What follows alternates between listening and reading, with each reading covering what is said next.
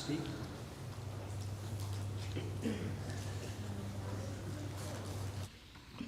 So in John chapter 4, verses 43 through 54, we won't read all of this, but we'll kind of talk about it just a little bit.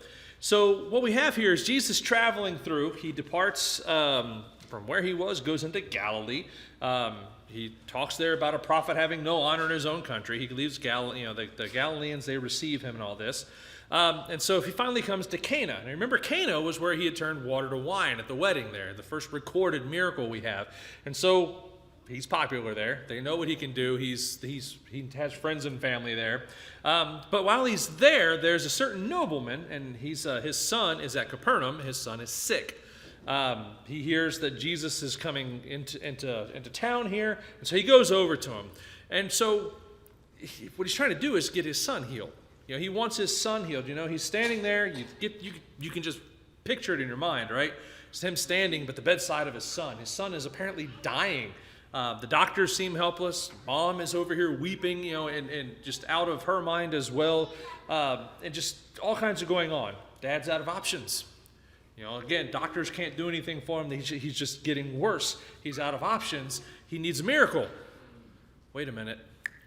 I know this guy. I've heard stories about him. The water to wine, at the wedding. I know where somebody who can work miracles is. I'm going to go talk to him. And so he does. He goes. He doesn't send a servant. He's a nobleman. He's got servants. And I think it's important he says it's a nobleman. Somebody who could send and request as needed, but he goes himself to go talk to Jesus. He finds him there in Cana.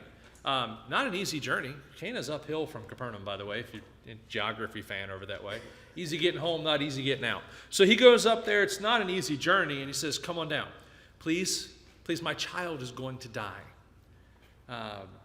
Wow, just thinking about how much he would put into this to go take I don't know how much faith he had, whether it was a great amount of faith going, this is definitely going to work, or my last straw, I don't know, I'll try anything. But whatever it was, he knew and had enough faith to go, I'm going to go do something.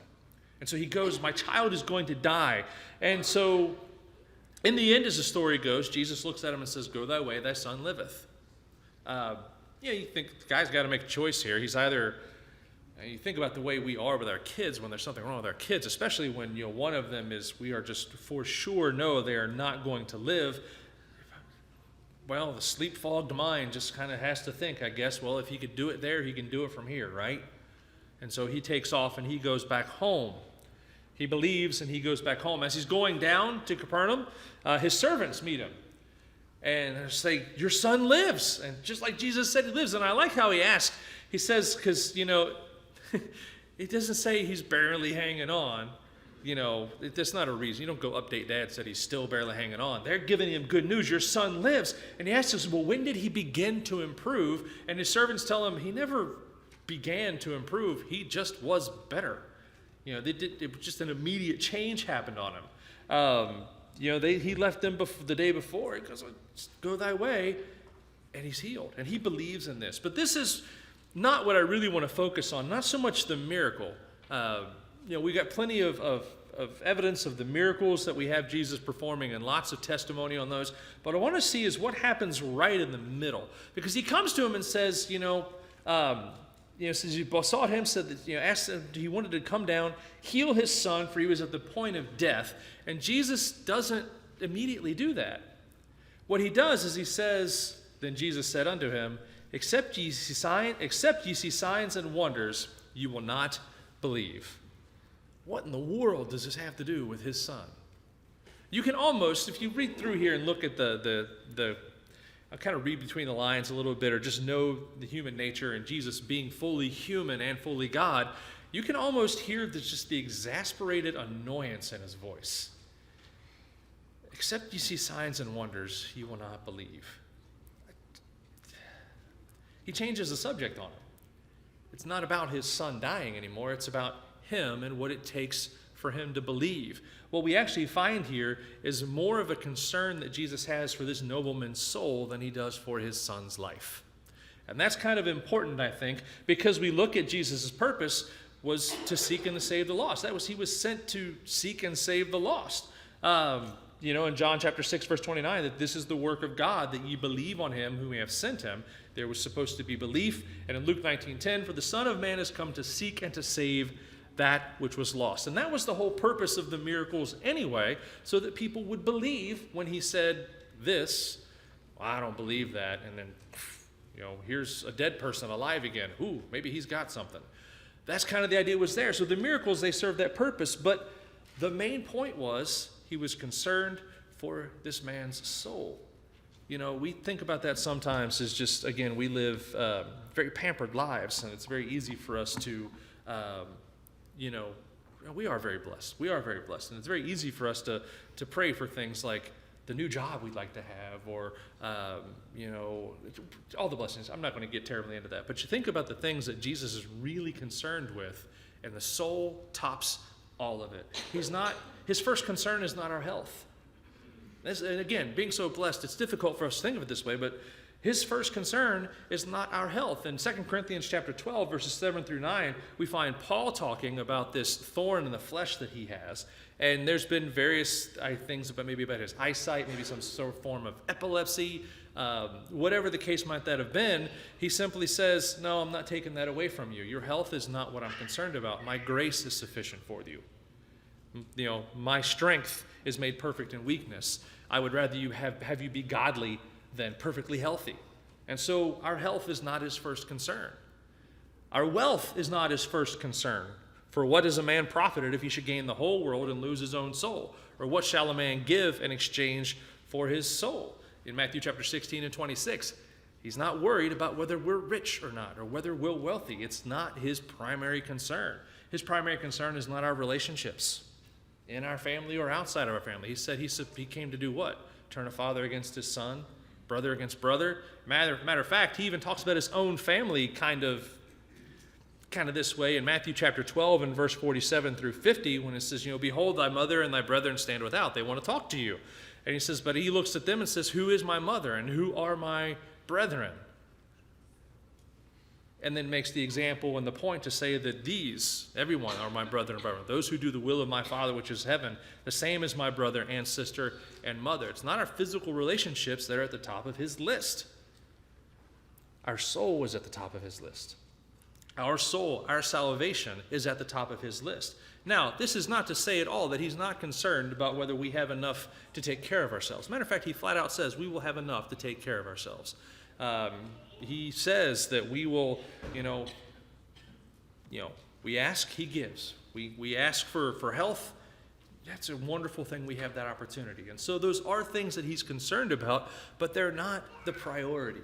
And we get that mixed up sometimes, I think, when we forget about soulful things for wealth, health, our relationships and such.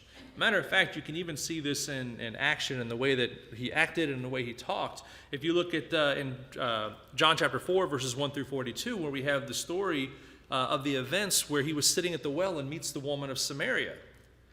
He'll notice through this whole conversation, he was not interested in whose well it was. He was not interested in the class rivalries between Samaritans and Jews. He was not interested in the gender differences. As a man talking to a woman about important subject matters in that day and time, unheard of. He was interested in her soul. That was the thing he was there for. Matter of fact, in Matthew chapter 20 and verses 20 through 23, we find the sons of Zebedee. When their mother came up to him, worshiping him, they wanted a certain thing. Some said, hey, when you come to power, and this is a problem with the sons of Zebedee. Apparently it ran in the family. When you come to power, can you put one of my sons at your right and one at your left? Who's the greatest of us? You get that conversation going on. And he wasn't interested in their prestige. Matter of fact, he was interested in their godliness and their soul. And finally, as he's on the cross, in Luke chapter 23, verses 39 through 43, he says, and one of the malefactors which were hanged railed on him, saying, if thou be Christ, save thyself and us. But the other answering rebuked him, saying, dost thou not fear God, seeing thou art in the same condemnation? And we indeed justly, for we receive the due reward of our deeds. But this man had done nothing amiss. And he said unto Jesus, Lord, remember me when thou comest into thy kingdom. And Jesus said unto him, verily I say unto you, today shalt thou be with me in paradise. As he's hanging there on the cross, he knows he has to die. He knows this. He was told, no, the cup can't pass from you. You have to do this. A thief didn't. The thief was going to die. You didn't have to. Just wave of the hand. Word of the mouth. The thief is free. Alive, healthy, pardoned, however you want to put it. He's there. But Jesus wasn't interested in saving the man's life. He was interested in saving the man's soul. And it's an interesting thought sometimes to go back and look at what Jesus prioritized over what we sometimes prioritize. Because you can know what we're prioritizing because you see what we spend our time on. You see what we spend our money on. You see what we spend our energy on. And Jesus spent his energy not going down to Capernaum to heal the man's son. Go thy way, thy son liveth. Today you'll be in paradise with me. That also means you're going to die today. I'm not worried about, Paul's health. I'm worried about Paul preaching the gospel. I'm not worried about the sons of Zebedee and how they feel they should be lifted up into positions of authority. I'm worried about them being the people they're supposed to be, godly followers of Christ. And so if we look at our lives, are we prioritizing the same way Christ does? Are we prioritizing our soul above our wealth, our health, our relationships? What about the people around us? Are we prioritizing their soul over our uncomfortableness to talk to them about things they might not be comfortable talking about at first? Because it's just not the right time. They don't want to hear this. Or are we prioritizing their soul just as Jesus prioritized the souls of those around him? The way God prioritizes our souls above the things and other things in our lives. So hopefully it's not a problem for us. That's always my greatest hope, is that we bring an idea forth that there's an issue, and hopefully it's not our problem. I really and truly hope that that's the case. But a lot of times it is a problem for some of us. It's my problem sometimes. And if that's a problem that any of us has tonight, that we are forsaking the mission of the Lord to seek and save those that are lost over remaining comfortable or remaining friends, or whatever the case may be, if we're not prioritizing the salvation of souls and bringing them to Christ, we're missing the boat somewhere. And what I'm hoping we can do is recognize that and help each other out however we need to tonight. Whether it's coming to Christ for the first time this evening, to be washed of all our sins, to have that soul saved, to gain that salvation, or whether it's to pick it back up where we dropped it because it was uncomfortable to carry around. We have opportunity now, and plenty of people here who are willing to help you to do whatever needs to be done, if you'd only let us know while we stand and sing.